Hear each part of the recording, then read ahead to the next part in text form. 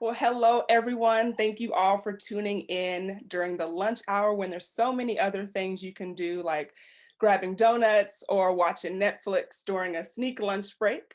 My name is Maria Brown-Spence. I'm the program manager here at the Entrepreneurs Foundation and extremely excited for this conversation with Culturati Live.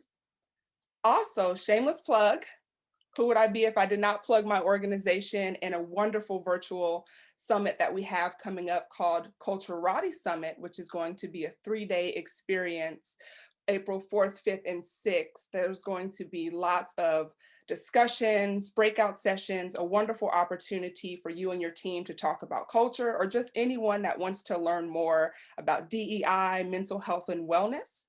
And if you register by this Sunday, you'll get the early bird price of $175.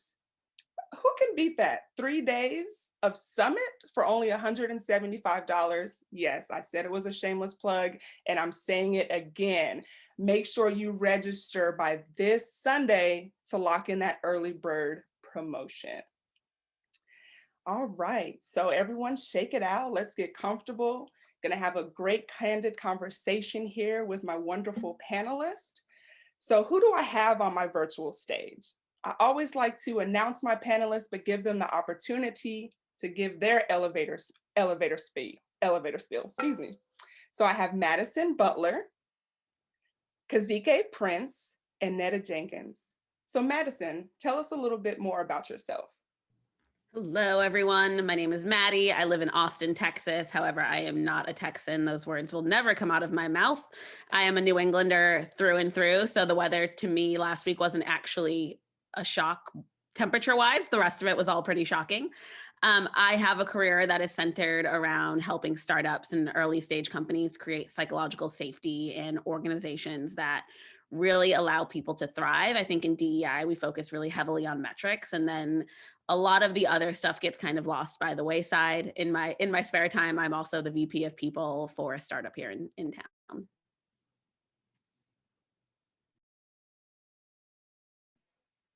All right, Dr. Prince. Well, for some of us, it's still good morning, and others, good afternoon. My name is Kazeke Prince, and I'm super excited to be with you guys today. I've actually been following Netta and Madison online for quite some time, and really honored to be joining them today. And Maria, thank you for inviting me to be here today. I am the founder and executive director of Jelani Consulting, based here in Austin, Texas. I am a fifth-generation Texan. Hopefully, it doesn't sound too Texan over here. And I've been running my business for about 14 years. Our tagline is where we bend the curve for justice for good. And I'm also the interim executive director of the Central Texas Collective for Racial Equity, which is a continuation, I should say, of the Mayor's Task Force on Institutional Racism and Systemic Inequities here in this region. But those are just two of the hats I wear. Well, another hat I have is a dad of two grown adults who still try to boss me around, but I take their direction at will, and I appreciate their time and love and affection. And that's enough for me. Thanks.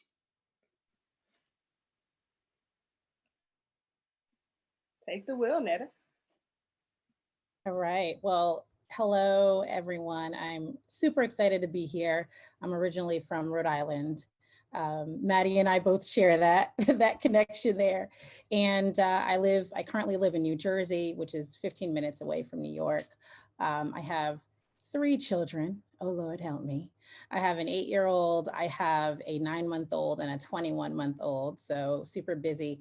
And my focus is on diversity, equity, inclusion, belonging within the workplace, as well as anti-racism, anti-Blackness, really heavily focused on that. I have my own consulting business called Holistic Inclusion Consulting. I also have a platform, a technology platform called Dipper. So Dipper guides professionals of color to a better workplace, one review at a time. We need a safe space. We will talk about that soon. And I'm also VP of Global Inclusion for a technology firm in New York City. So thank you. Thank you all. And I must clarify those dates. That is April 6th, 7th, and 8th for the Culturati Summit. So thank you all, Madison, Dr. Prince, and Netta. So let's go ahead and get started. When I do this, that means we're going to get real.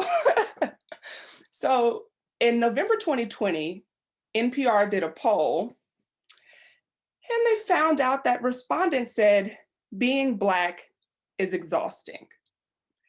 Now, as a Black woman, I know I didn't need a poll to figure that out. So tell me more about being Black in the workplace and how exhausting it could be, from microaggressions to hair discrimination to all the different things. Do you think exhaustion holds back Black employees in the workplace? Do you think you can't be your full selves? Tell me more about that. Madison, I'll go ahead and start with you. So I think for me, the thing that is exhausting is the way society tries to force us into these boxes. Being Black itself is not exhausting. Being Black is amazing. However, the way society wants us to be Black is the exhausting part. I think we are so taught to believe that there's this one way to be Black. There's a right and a wrong. There's a black and a white. And we spend all of our time trying to lean so hard into proximity of whiteness that it becomes exhausting. It took me a really long time to figure out that I was being two people every day. I was being the person that I am, and then I was going to work and turning on my phone voice and sounding like this and making sure I smiled hard and laughed a lot. And that is exhausting for me. And between that and then having to explain why I deserve to survive a traffic stop, it becomes exhausting to have to continuously validate your own lived experiences, but also your right to survival. That's the exhausting part for me. And go ahead and feel free to chime in at any time. Yeah, awesome. Being Black is beautiful. And I think, again, Maddie hit it on the nail. I love being Black, but I think my exposure to specifically how white people, right, think about Black people hit me very hard when I was 7 years old.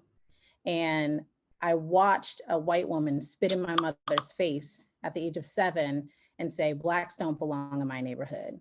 And that was the beginning of the exhaustion, right? But it was also the beginning of me understanding who I was and what I was going to fight for. And so that's how come I say Black is so beautiful, because Black, there's strength in Black. There's strength in Blackness. And there's this continuation of rising above, even the midst of pain, hurt, fear, right? It's still, there's still that level of overcoming. So that's what it is for me. Everything that I think Madison and Netta have mentioned that I definitely would co-sign on. I would say, being Black has been my superpower from day one, right? It's been the thing that rejuvenates me. It's the thing that sustains me. It's the thing that gets me waking up. And oftentimes the rub is having to deal with a society of racism, white supremacy, that tells you to shut your mouth, be quiet, to be invisible, to have your thoughts, words, and mere presence, your mere body being a nuisance to them. And so when I can find those spaces where where my superpower is honored and respected, is seen as a glowing light that it is amongst other glowing powers and spirits, that's when I feel rejuvenated and I feel free. When I feel exhausted is when I'm in the spaces where I'm asked to cover up and be in a cocoon of some sort and not to shine. And so that exhaustion is a day-to-day experience. And sometimes what you see is not the brilliance, but the rage and frustration and sadness that may come with it. But I can tell you on a day-to-day basis, I see it as a superpower, and I try to make sure I use it and access it every day. Can we just say Black is beautiful one more time? Like, that is a statement we all need to take with us in everything that we do, but assimilation as well. That is so exhausting, like you guys have touched on. And I put a poll out here too, asking a question if you know what the Crown Act is, which in 2020, 2021, that should not even be a thing. But basically the Crown Act was a petition created by creating a respectful and open world for natural hair, that it was illegal to discriminate against someone at work or school over the way they wear their hair. So for instance, in California, there was a time if I went to work like this, I could literally be reprimanded or fired because of the way my hair grows naturally out of my head. And there were times I would not even wear my natural hair to an interview. I would always try to slick it back into a small bun to be as conspicuous as possible. And that became exhausting because doing hair is exhausting, period. And trying to make something work that doesn't want to work all the time can be even more difficult. So Madison, Miss Blue-Haired Unicorn, when did you first get comfortable with wearing your beautiful natural hair? And yes, turquoise can be a natural color right now. When did you get comfortable with wearing natural hair in the workplace and even playing around with coloring your hair? So the absolute wild thing is I was so much more comfortable with colored hair before I was comfortable with my natural hair. So I've had colored hair in some form for probably like a decade now. And I've been everything from rose gold to hot pink to obviously the blue that I've had for the last 5 years. And I felt so comfortable with that over being comfortable with my own curl pattern. And, growing up biracial, it leads to its own slew of like identity issues. And also like I had a white mom who had no idea what she was doing with my hair. So that played a part in it too. And then you get to college and you get so tired of people asking about your hair that you just straighten it. And so I straightened my hair. I had every relaxer. I tried a keratin treatment. I tried to keep my hair straight at all costs because I truly believed that was the only time that I looked pretty and that I looked adult. I always felt that with curly hair, I looked like a child. And so much of that is based on the fact that we lean so hard into Eurocentric beauty standards. We are taught to believe that like our curls are unmanageable and they're wild. And I actually went to an interview here in town, and it was actually when I came up with the blue haired thing. So people would stop asking me about my hair in interviews, and they were like, "Oh my God, we love you." And I was like, "Yay." And then they were like, "But," and I was like, "Oh no." And they were like, "We need you to cover your tattoos, wear a skirt, and we really want you to control your hair." And I was like, control it. Like, have you ever had curls? Like, I don't, it does what it wants to do. I can't control it. And for me, that was like the first time that I was like, well, I'm just going to do it. Like, I haven't straightened my hair since. I've put no heat on my hair since, and it's been intentional. But it definitely wasn't till my late 20s that I felt comfortable showing up with all of this hair that I have. Yeah. And I'd say for me, like I always loved, especially when I was younger, wearing braids, right? And so I remember just like feeling like people are petting me. Netta, can I touch your hair? Can I smell your hair? What are you using in your hair? Right. And then I remember one time when I was in much younger in elementary school, my braid fell out. And everyone, including the teacher, started to run, right? They're like, "Oh my gosh, there's a snake on the ground. What's happening?" And I had my extension, we call it protective hairstyle, right? But had they been educated on that, then they wouldn't have reacted that way. And I remember that incident really being hurtful for me, right? And then saying, okay, well, I need to do my hair a different way. I need to do the straight weave. I need to make sure I have the straight weave in that is sewed in, so that way my braids don't fall out and my extensions don't fall out. I want to make sure that I don't change my hair too much, because if I change my hair, then I'm going to be asked, well, how did your hair go from short to long? Well, why? Why does that matter to you? You know what I mean? Am I asking about your hair, the color of your hair, or the length of your hair, or asking to smell your hair, or why you're using dry shampoo and not regular shampoo? No. So I think education is so important. It's so powerful. And I always say that, especially for folks that have children too, or taking care of children, educate your children. Right? Because that's where it begins. A lot of these things, and even our parents, I remember my mom even in really embracing whiteness, right? And she was saying too, well, Netta, no, you should, you're going into work, make sure you have a very nice weave, or else you're not going to land the job, right? And it was interesting because I remember wearing my hair natural, and I have 4C tight curls, right? And so if it's a tight curl, it's shortened, and going into a job interview and not landing that opportunity, and everyone looking at me like I just got out of Roots, right? Or the color purple or something like that. And so it's, you know, I think it's really interesting, but we have to continuously educate ourselves on these, because a lot of the times, even as Black people, sometimes we're perpetuating these things and we're normalizing them, because that's all that we see. That's all that we see in the media. That's what we see as acceptance. I'll bring a slightly different perspective, but I think they're aligned with the things that Madison and Netta spoke about. As a Black male, I've had many different hairstyles. For those old enough to remember Jerry curls, that was a fun time, right? But I remember coming out of that phase in my life, really trying to what does it mean to be a Black man with a hairstyle, you know, and how am I going to be received by the world by the different kind of hairstyles I decided to have. And so there was a time I actually, you may not believe it, but I had locks down to my shoulders. I had braids for a period of time. And that was all it was. And what I remember from that time was it was such an expression of who I felt like I was as a Black man at that time.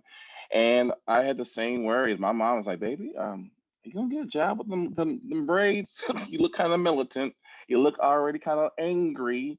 And it reminded me of this as a Black man. I'm already having to walk on eggshells to make people feel comfortable because I'm this 6'2", 220 at the time, person. And so I'm having to be mindful of how I'm perceived as a danger to others because of my hairstyle. Even now, this expectation of facial hair, which we haven't mentioned, but I remember my grandfather shaving every day as a maitre d' and how his skin would respond with hair bumps. And so to this day, I still don't shave closely because I'm concerned about how it will affect my face. And it's actually quite painful for a lot of men who shave. And so these are the kinds of issues I think others don't ever have to think about or consider or wrestle with. But I think this conversation is important because I think it really speaks to the things that we have to navigate. And I'll speak not just as a person who experiences, but I think about this for my own daughter and my son, and the things that the guidance that they may want or try to navigate through themselves to figure out what's the next step and how do I become the person I want to be. And so it's an ongoing kind of journey of sorts around hair. As we know, hair is like our emotions. You don't want to play with them. So keep your hands out my damn head. And I'll just add, I'll be honest, it took me a very long time for me to get comfortable with my hair. And I never really liked the way I looked with natural hair. And I think that's another thing, right? Because there's such a natural hair trend, it's like, hey, if you don't have natural hair, then you're not really being Black, right? And I don't think that's true either, right? We can wear our hair however we want to.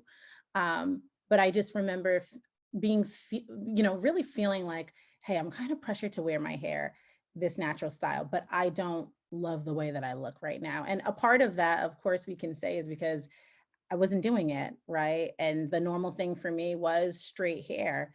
But I think a part of it too is us being comfortable with saying whatever we want to do, right? Owning that and saying you're beautiful anyway that you want. One thing you And I would, oh, sorry, go ahead, Madison. I was gonna say, I really enjoyed what Netta had to say about her mom kind of leaning into whiteness. And I feel like a lot of parents still do that. My parents did that. And it wasn't ever intentional, but it was like, if your hair doesn't look like this, then you're never gonna get into college and you're not gonna get a job. And what are you gonna do? How are you gonna get a job with all of those tattoos? You know, and I think in general, it's just, that's how we've gotten to this point, is society has painted this false narrative. And for me, so much of what I do, I want people to look at me and be like, oh, that's normal, rather than like, oh, you must not have a job. And I can't tell you how often on LinkedIn people are like, well, I would never hire you. And it's like, cool, I wasn't asking you to. But people automatically assume when you have natural hair or colored hair, or your hair is just different than their own, that you are living off the system, you're unemployed. And for me, that's like a really awkward conversation to navigate. But it happened within the last couple of years that someone who my mom knew asked her like, oh, when are you going to move out of that? When is Maddie going to move out? And my mom was like, she lives in Texas. And they were like, oh, well, I just assumed because of her hair. And I think a lot of our parents push this narrative on us unintentionally that we have to fit into that societal box. And then we take that societal box with us for the rest of our lives. And it is really hard to unpack, and it is really hard to unlearn. I'm really glad you guys mentioned this because that's the risk each of us take, right? By standing up and being true, and the assumptions that we have to navigate, oftentimes negative. And so when my mother asked me, "How are you going to get a job?" I said, "Well, I'm going to do my best." And thankfully, I ended up working for organizations that received my blackness as I just demonstrated it. And I think that's the risk we all have to take. I also want to acknowledge for some of us, we may not feel like we can take that risk. And I get it. I understand it's a risk. It sometimes has negative, detrimental consequences for you and the people that you love. And so if you choose to make whatever accommodations or whatever you feel like you call it, then I say so be it. But I think what we're speaking about here is there is an opportunity to really challenge those assumptions and to stand true in who you believe who you are and find that organization or run a business the way you feel like you see fit without having to make those compromises all the time. And I think it's also important to like say that the responsibility does not fall on Black folks to change the narrative. The responsibility lies within society, within these organizations. You have to create organizations where people feel like they can show up as whoever they are and be able to exist out loud, whether it be in their natural hair or in their queerness or in their Blackness. The responsibility of oppression is not on that of the oppressed. It's of those upholding the systems. Absolutely. And I think there's a lot of people that, also want to know, well, can I just compliment someone on their hair? Absolutely. Heck, tell me my hair looks good, right? But just don't ask to smell or touch it. So I think it's totally fine to absolutely compliment folks on their hair, especially if it looks great, no matter what style they have. Thank you, Netta. You talked about educational opportunities as well and learning opportunities, and that's what this panel is all about. Having a safe space to ask those uncomfortable questions that you may not feel comfortable in the workplace, but here like, okay, I'm behind a name, I can ask these questions, and I think that's so important as we talk about hair and being part of Black culture. I remember one time I was in a meeting and one of my colleagues literally went in my hair and touched it. And she said, "Oh my gosh, it's so soft and big today." And I just kind of sat there because again, I said, "Oh, excuse me," like very nicely, but I didn't want to be the angry Black woman for something that was just not acceptable. So how do you guys deal with microaggressions and things that are just not okay in the workplace that people feel like they can get away with? And I'm not just talking about hair, I'm just talking about everyday things that Black people experience in society. I think a part of it, and you spoke to that, the angry Black woman, right? That's something that I would always think about before I kind of reacted. And now I'm really unapologetic about things, right? Because it's so important for us to create our own safe spaces. And also you have to advocate for yourself at times because these things will be perpetuated and it's only going to affect and hurt you. So there, an example of a microaggression may be you're left off of an email when you're working, you're the main person leading on the assignment, yet you're left off of that email. I have definitely very direct said, "Hey, what's happening here? Why am I left off of this email? I'm the one leading this project." And now because, I really like to educate people, I will say, this is actually considered a microaggression. And I had to get comfortable with being okay with others being uncomfortable because that was it. It was like, I'm so used to making sure that everyone else is okay and not rubbing anyone else the wrong way that I was, and it takes some time to kind of build up to that. But I got to the point where I was like, you know what? If there are things that happen, I have to let people know because they have to be educated on this. This way they don't do it again. Right. And so I'm okay with letting people know. Yeah, one that comes up to mind for me, Maria, is dealing with niceness. Um, this expectation that we be nice in all things that we do. And so when I heard Netta talk about being unapologetic, I'm not saying I need to go around and rage every day about some issue. While I justifiably could, it's not going to get my message across or what I'm trying to achieve. But this insistence on being just careful and be on eggshells about every little thing feels like one of the biggest microaggressions I deal with on the day-to-day basis, whether it be the dating scene, work scene, you name this expectation to be nice and all at all costs. And so one of the things I've said about Austin is that Austin is one of the nicest, most pleasant, respectful, racist places I've ever lived, because it's insistent on being racist in your face, and then you're supposed to sit there and be like, okay. And my reaction is supposed to be somehow muffled to respond with the same kind of niceness, when actually I should be enraged by the onslaught of what I'm having to deal with. But the way I deal with it oftentimes is to speak to my frustration and voice it. But that's my style. That's my style, is to intellectualize it and express. Others is going to be another way. They're going to be like in your face, very upset.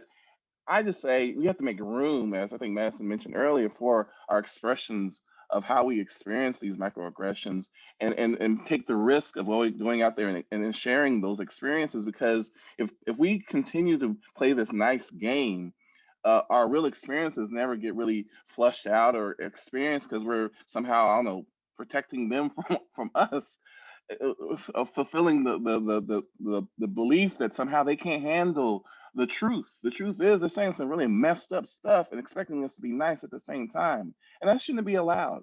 And so dealing with it, it's nuanced, and I won't get into that, but I think each of us have different pathways of really sharing our experiences with others. Agreed. And so I think for me, one of the largest traumas for Black people is the erasure of our emotions. We're expected to be these Black and brown stock photos on someone's career website or sitting in the office so quietly. And for me, it took me a really long time that showing up for myself and being authentic meant honoring my emotions and owning my emotions, and also feeling my emotions and not pretending that I don't feel them for the comfort of someone else, because the only person I'm harming in that is me. I don't make them better by ignoring microaggressions or blatant racism. I hurt myself. And so I am one of those people, I, like Netta and like Dr. Kazique, I turn it around very quickly. Like, so I used to have a hiring manager who asked every Black woman in every interview ever, "Oh my God, you're so articulate. Like, how did that happen?" And I remember turning that around on him and being like, "Well, why did you have that thought? Like, why were you shocked that a Black woman spoke in a way that was articulate? Would you ask a white man that?" And so for me, it's really about bringing that thought or that action back around to like, how does this make sense in your brain, and how are you justifying it? And can you justify it with a white man or a white woman? And usually I get that like light bulb look from people, which is great. But then you have people who will always intentionally be harmful. And those are the people where I've said education will never be enough, because some people uphold white supremacy because it protects white mediocrity. And I can't help them. And that's okay. But in that moment, I can help myself by bringing it to the forefront. Absolutely. Yeah.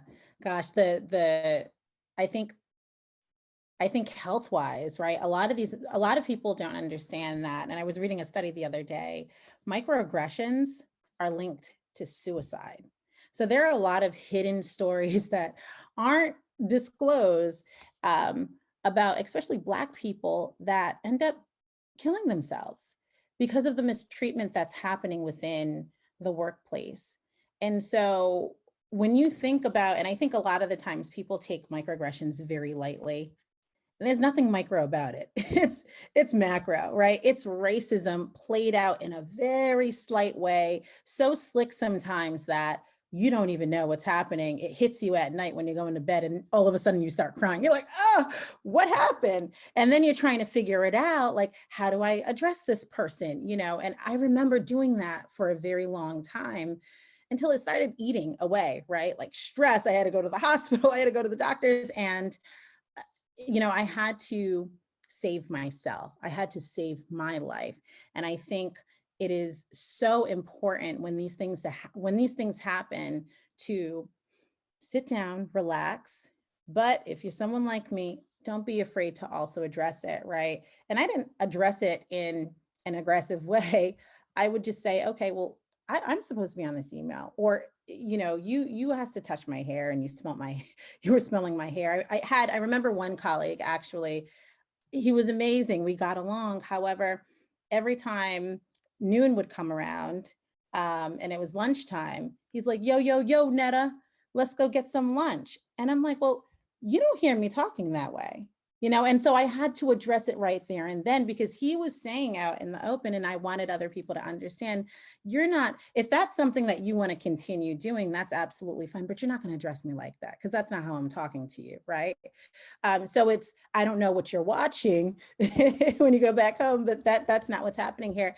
And so I had to address him. And when I did, I think he got the point, and he came back and he apologized. He's like, you know what, I am so sorry that I spoke to you in that manner. So we have to make sure that we are respected. I think it's also important to protect yourself in a way and understand that trauma is trauma, whether it is relationship trauma or family trauma or workplace trauma, it is still trauma, and your mind and your body are going to react the same way. And by erasing our emotions and pretending they're not there, we're essentially getting gaslit by society on a very daily basis.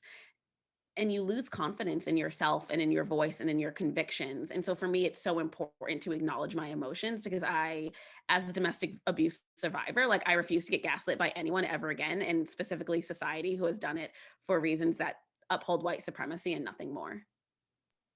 And I'm glad we were talking about this, because it really speaks to the importance of having the sources of support as we navigate through these really difficult circumstances that impact our well-being, our mental health, our spiritual vitality. That we have those friends, those family members, colleagues, and I want to put out there, because I know for a lot of people of color in general, we are not as inclined to go see a clinician or a therapist, and I want to stress the importance of having a therapist you feel like you can talk about these kinds of issues. Because sometimes you can go to a therapist and talk about your depression and stuff like that, but you may not have a therapist where you can talk about these issues of microaggressions and racism, because maybe the therapist isn't really trained or able to really deal with that. Go out and find that therapist who can have those active conversations on this topic, because if they understand those things, now it becomes another avenue for you to have these conversations of how you're going to navigate it, how you deal with the stress, how you're going to take care of yourself in all of this, which is critical, because we're over here, it may give you an impression like we're these superheroes who are just getting through life and nothing hurts us. But the truth is, we're managing things on a day-to-day basis. And so if you need to find a therapist who can support you in this work, or in the work that you do, in many ways, I would say go out and reach out for it and ask for that in specific ways. This is just a plug. It's not for me though. Modern Health is a mental health company, and they do these things called circles. And they have 2 free circles right now, and one of them is about racial trauma. And so I also understand that healthcare is unfortunately a privilege, and not all of us can afford it. So I wanted to be able to plug a free option. Yeah, definitely. I think especially what we saw last year with just all the racial injustices taking place and all the police shootings, that even adding more stress to what we already have to experience navigating being Black in America. And what we had one question here, and we're talking about educating and learning opportunities. How can we create a safe place in the workplace for everyone to share feedback and address microaggressions? What kind of advice would you give to someone that wants to make their employees feel more comfortable? Accountability. For me, as someone who works in people, and I won't say HR because I actually think HR has like a pretty cringy connotation to it, so much is reliant on the policies we write, but are also the ability to enforce policy. If you write policy and then you don't enforce it, it protects your abuser, because they can now turn around and say, well, it's a policy. I obviously didn't do it. I didn't get in trouble for it. And so for me, the key to all of this is the ability to hold people accountable. And I don't care if they're your top performer. I don't care if they've been there 20 years. I don't care if Joe Bob is the CEO's cousin. Justice looks like accountability. And if you can't hold people accountable within your organization, it doesn't matter how many Black History Month events you have, or how many speakers you have, or how many pizza parties you have. Like, it doesn't matter if you allow abusers to stay and traumatize your population. Absolutely. And what I'll say is, what I'm finding is this level of collective power, especially within the Black community. We used to be very afraid to share our workplace experiences because we wanted to keep our jobs, right? We still do, but we're in a different state, right? And I think many of us are now sharing we're sharing openly what our workplace experiences are, so that we're better informed, so that we're going to organizations that really are going to value us. A lot of people ask me, Netta, how is it that you work full time and you say whatever you get to say? You know, you challenge things on LinkedIn. I'm sure Maddie gets the same thing. And I said, well, because I went for an organization that was going to value my voice, right? That did not want to shut me down, that actually wants it amplified. And these are the things that we're challenging each other on every single day. Because they know, okay, well, Netta is normalizing this. We're not, whatever she does externally, she's doing the same thing internally, right? She is not code switching.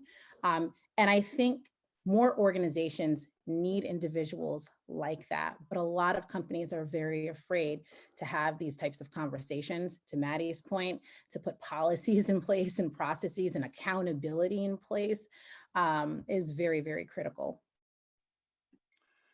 And I like the question, but I feel a bit unfair because to me personally, it implies a simple solution to a pretty nuanced, complicated thing we're talking about as far as creating a sense of belonging in an organization. Because what you're asking for is a shift in the culture, oftentimes a culture that has benefited from the way things are.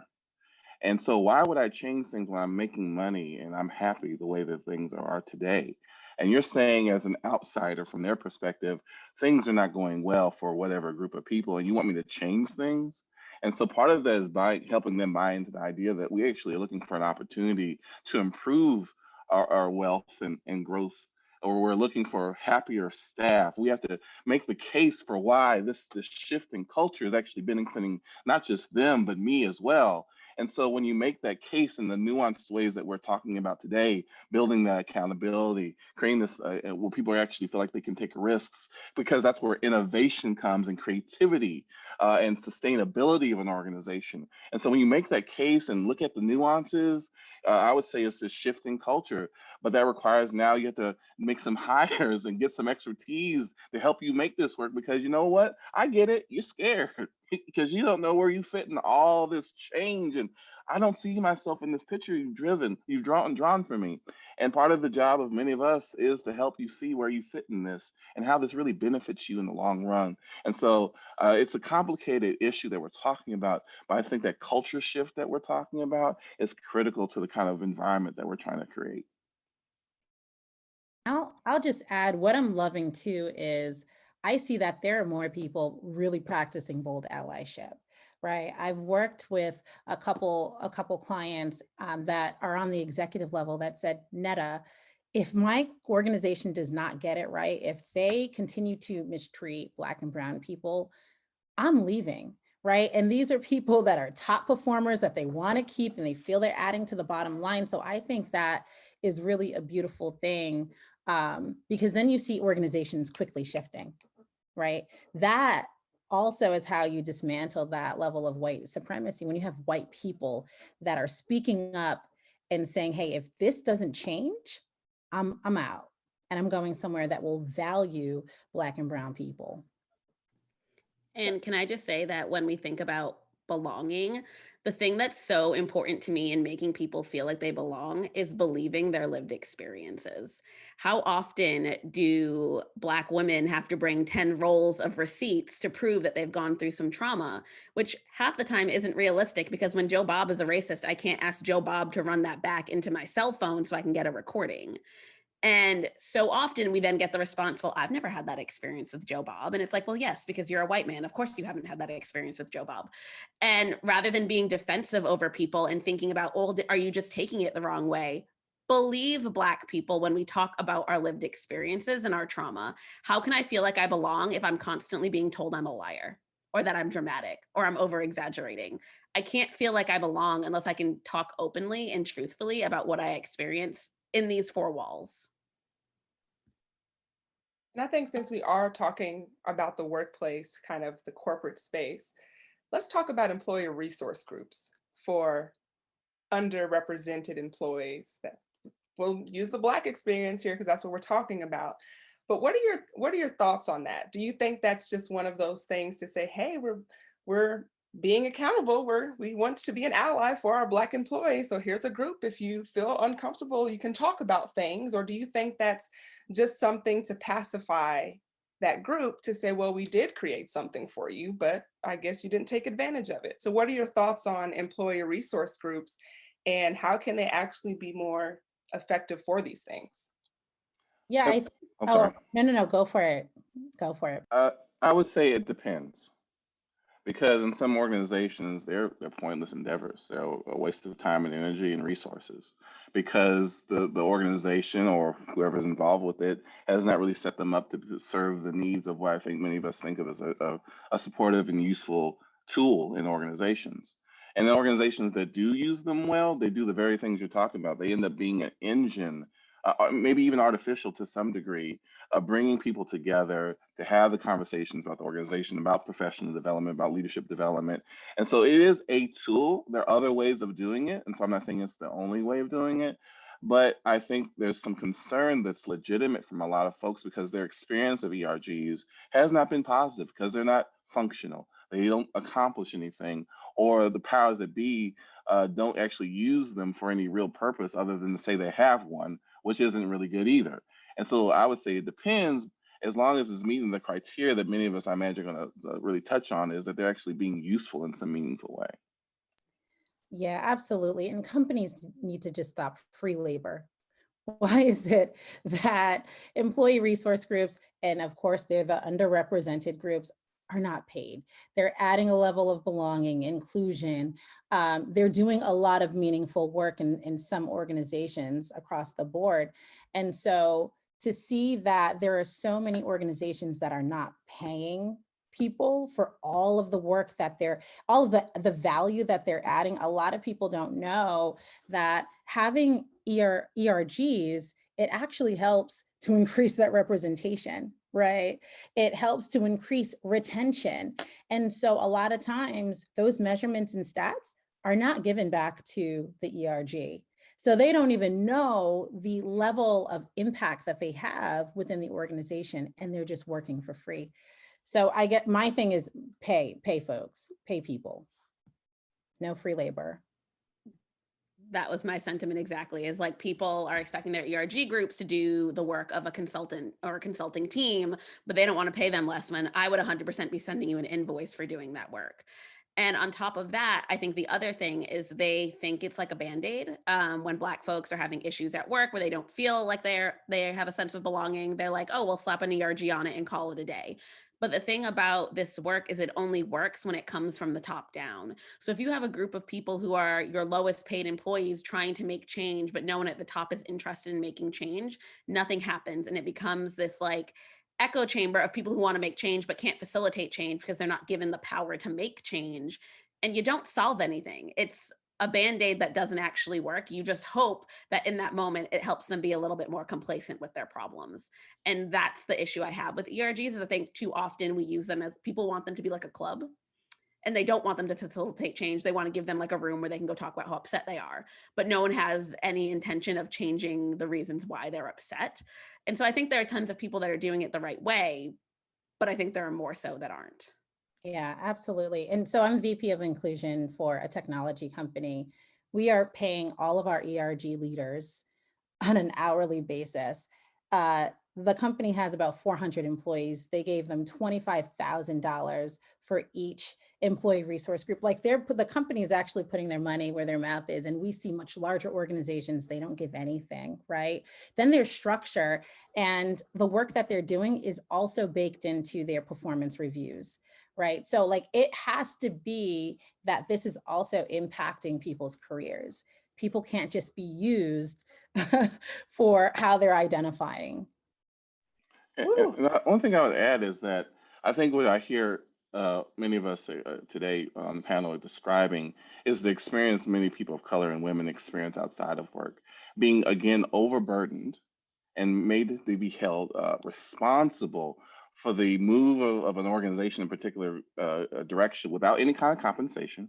So it's free labor, let's call it what it is, slavery, to create change in ways without the power or influence to actually create that change in the first place, and then being held accountable if it fails in some way or another. So when we talk about getting paid for our time and getting recognition for the work that we do and all the other ways that need, and actually taking what we say seriously and giving us data and the means of collecting that data, that's all because we know how this plays out. And what we're trying to do is not to predict what seems like the inevitable and actually create the kind of success that we're really trying to develop. And just one more thing, one more quick thing to add for anyone thinking about, hey, how can I really drive impact in this ERG? Executives should be sponsors or champions of every single one of those groups. So the same thing, there's an executive that's leading each of the groups, and they're bringing people in, and they're having career coaching conversations, and they're adding input to the performance review as well. So that's critical, because it can't just be the ERG. No, folks need to also be champions of it. And it should be executives that are doing that as well. Well, you guys, can we continue this conversation for like 3 more days? Oh, we can actually during Culturati Summit, April 6th through 8th. But no, honestly, these are the conversations that we need to have public facing and not behind closed doors to make change, or try to make change in organizations and within companies that actually want to have true change made. So we do have quite a bit of questions here that I want to try to get into, and some we did ask throughout the conversation, so I think we hit on that. And again, we have LinkedIn profiles being added to the chat, so you can stay involved and included and continue the conversation there. But I have one question here from Amy. Do you have advice on how to make the case to your company to commit resources to bring in training and make changes to make the workplace more safe and respectful for Black employees?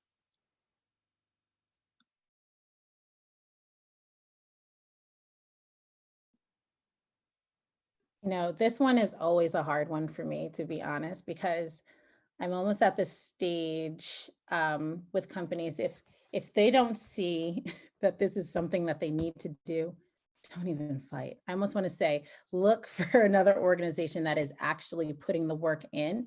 And maybe they're not all the way, maybe that organization is not where they need to be, but at least they're doing some of the work. I think if any organization needs a business, like a business guide into what to do right now after everything, that I don't know how sustainable they will be, to be honest. And I don't know if you'd even want to put that level of energy in there. Agreed. And I think that was why I was kind of struggling to find an answer, because I'm at this point now where, like, when people ask me for a business case, I'm like, I don't really want to work with you. I shouldn't have to give you a financial ROI on why you should hire Black people and then why you should treat them in the same way that you treat white folks. And so I kind of agree, like, if you don't get it at this point, I don't know how we can help you further get it. There's only so many traumatic catalysts we can have before, like, I don't have anything else to say. And so there's so much education and information available. Google is free. And so I agree, like, if your company just doesn't get it, reach out to me. Let me find a company that does. And I appreciate you, Madison and Netta, again. I think this is a hard thing because, to be honest, our time is money, and we don't want to waste a lot of time on folks who are going to fight us tooth and nail along the way. And so I think there's a legitimate hesitancy to work with folks who just don't. I mean, there's so much information out there now about the business case for this work. It's like, if you want to do this work, you don't need an excuse. Just do it. But I've had many of HR or people director who will come and say, I'm committed to this. I have many of my staff are committed to this, but my leadership is not. What are some ways that we can interject some conversations? And I guess the thing I want to highlight here, and I think each person has to kind of gauge for themselves how far to take this, because again, I don't want you to waste your time. But who are the co-conspirators within your organization? What conversations do you need to have internally about how far this can or may not be able to go? And if you discover in this conversation, there's actually more people committed to this than you thought of. Maybe there's more of energy towards this than maybe it feels. But I think what we're talking about is that initial internal informal assessment about what's the how fertile is the ground for this conversation, and how much time do I want to waste towards this? Because if I do, I want to see some, I want to see a return on investment, let alone the company's return on investment. And so I say part of this is just getting a gauge of what's going on in your organization, so you know whether this is a worthwhile endeavor in the first place. Yeah. And honestly, I'll say that's one of the reasons why I created Our Dipper, ourdipper.com, really to guide professionals of color, Black and Brown people to better workplaces, one review at a time. So folks can actually see, hey, what type of work is really happening? I can't tell you how many times I thought an organization was going to be great, and then you waste your time and you incur like the stress level and the health conditions and all of that. And so I think the more that we know, the better that we can make the right decisions. All right, so we have another question and we only have a few more moments left, unfortunately. I love this conversation so much. Is it overstepping to call out microaggressions on someone else's behalf when you witness them?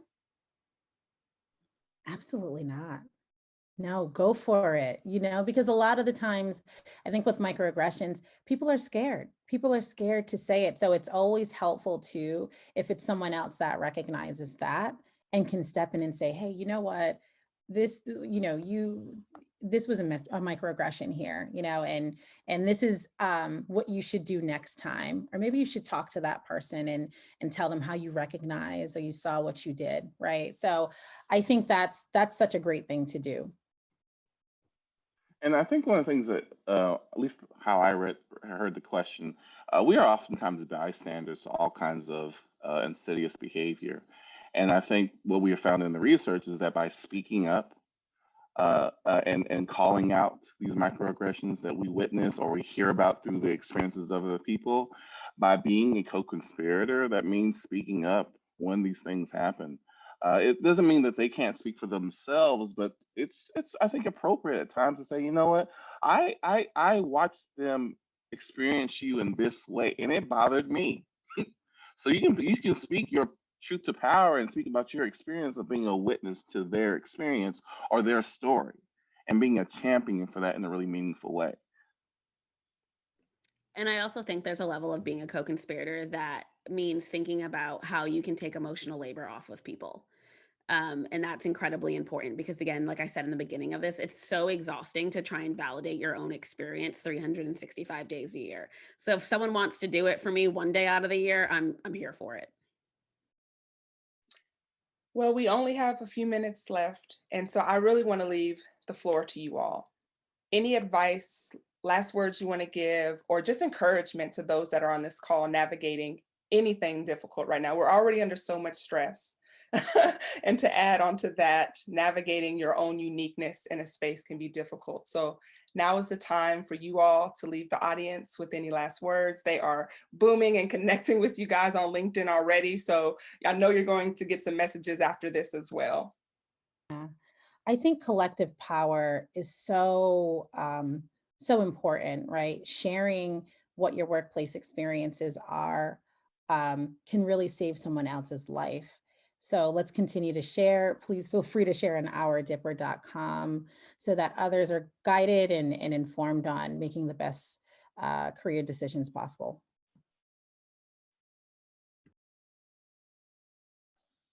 I'll get in there real quick. What comes to mind is my experience growing up in the Black church, and one of the things we did in the Black church is, I need a witness.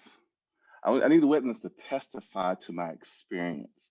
And you don't have to be in the Black church to understand that. And what I think you heard today is how important it is, if you're going to be a co-conspirator in this work, to be able to stand up and be a witness to the travesty and injustice and all the really horrible things that are happening to women and people of color and other groups of people. And by you standing up in your strength to support other people and being a witness, not just a witness, a passive one, but one who actively creates change by using your voice and using your body to create change, man, that's what we need today. Be a witness and do something about it.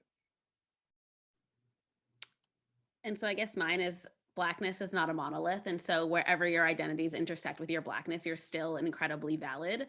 And the world is full of trauma, and taking care of yourself and self-care doesn't need to look like massages and eye patches and facials. Sometimes self-care is crying into your pillow and writing 12 journal entries. And sometimes it's laughing as hard as you possibly can till your abs hurt.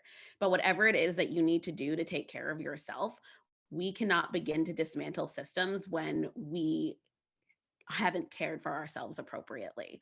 And so I encourage people, like, it's okay to log off, it's okay to need a day, and it's okay to just be with yourself and take care of you. I think we're all inspired here right now, but there are 3 things I want to leave these attendees with during this conversation. Use your voice, live your truth, and support others along the way. That's the only way we'll have true change take place and find organizations and companies that have a culture you want to be a part of. So thank you all for attending. Panelists, you guys are amazing. This information will be kept with us for so long. And if you want to continue more conversations like this, make sure to attend the Culturati Summit, April 6th, 7th, and 8th. We'll give you more information in a follow-up email, and we'll also share the link to our next panel discussion taking place March 15th with Raj Kumari Niogi. So make sure to stay connected with us on social media, follow the panelists, and we hope to connect with you next month. So take care, everyone, and give yourself grace during these times. Signing off. Take care, everyone.